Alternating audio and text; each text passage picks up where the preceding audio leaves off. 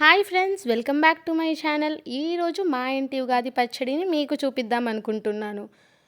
చింతపండు పులుపు కోసం, మామిడికాయ ముక్కలు వగరు కోసం, బెల్లం తీపి కోసం, వాము ఘాటు లేదా కారం కోసం, వేప పువ్వు చేదు కోసం, ఉప్పు రుచి కోసం.